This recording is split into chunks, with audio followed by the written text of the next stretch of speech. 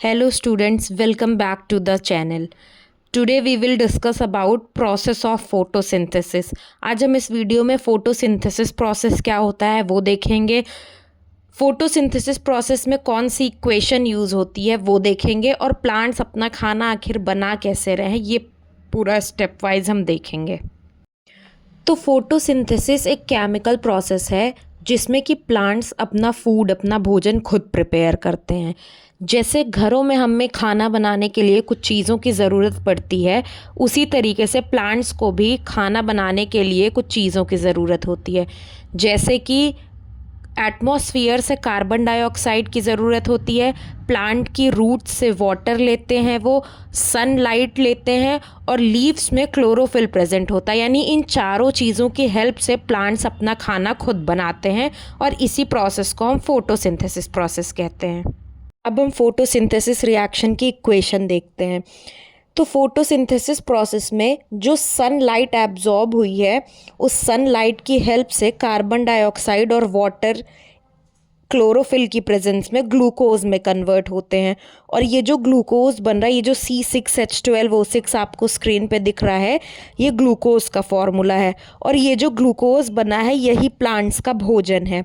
तो आप इस रिएक्शन में देख सकते हैं CO2 यानी कार्बन डाइऑक्साइड ये आ रहा है एटमॉस्फेयर से यानी एयर से कार्बन डाइऑक्साइड, H2O यानी सॉइल से वाटर, क्लोरोफिल और सनलाइट की हेल्प से ये ग्लूकोज में कन्वर्ट हो रहा है और ऑक्सीजन जो है वो प्लांट्स बाहर निकाल रहे हैं. तो ये ओवरऑल आपकी पूरी प्रोसेस है फोटोसिंथेसिस की. प्लांट्स में यही प्रोसेस चलती है जिसके थ्रू वो अपना खाना बनाते हैं. अब मैं आपको बताती हूँ कि प्लांट्स एयर से कार्बन डाइऑक्साइड लेते कैसे हैं. तो लीव्स में एक स्ट्रक्चर प्रेजेंट होता है जिसको हम स्टोमेटा कहते हैं. तो ये जो स्टोमेटा स्ट्रक्चर है वो छोटे छोटे होल्स होते हैं. स्टोमेटा जो हैं वो लीव्स में छोटे छोटे होल्स की फॉर्म में होते हैं. उन होल्स के थ्रू ही कार्बन डाइऑक्साइड एयर से प्लांट्स जो हैं वो एब्जॉर्ब करते हैं.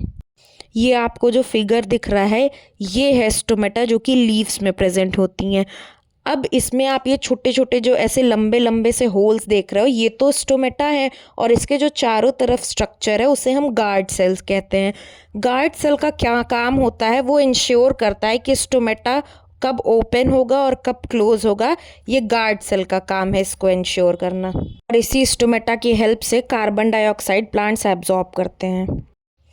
अब हम नेक्स्ट देखेंगे कि आखिर लीव्स में भी वो कौन सी जगह है जिसमें कि फोटोसिंथेसिस प्रोसेस हो रहा है. जैसे अगर हम अपनी बात करें तो घर में हमारा जो किचन है वहाँ पे खाना बनता है. उसी तरीके से अगर हम लीव्स में बात करें तो लीव्स में भी क्लोरोप्लास्ट नाम का एक स्ट्रक्चर प्रेजेंट होता है जहाँ पे प्लांट्स अपना खाना बनाते हैं. अब फाइनली आप इस फिगर में देख पा रहे हो कि किस तरीके से प्लांट फोटोसिंथेसिस प्रोसेस कर रहा है. सनलाइट यानी सन से जो लाइट एनर्जी आ रही है वो क्लोरोफिल जो है, ये जो सन की एनर्जी यानी सन की लाइट आ रही है इस लाइट को ट्रैप कर रही है. उसके बाद सॉइल से वाटर और मिनरल्स और एटमॉस्फेयर से यानी एयर से कार्बन डाइऑक्साइड, ये सारी चीज़ें मिल के ग्लूकोज फॉर्म कर रही हैं. और ये जो ग्लूकोज है यही है प्लांट का भोजन. और ग्लूकोज के साथ साथ जो ऑक्सीजन बन रही है वो ऑक्सीजन प्लांट से बाहर जा रही है.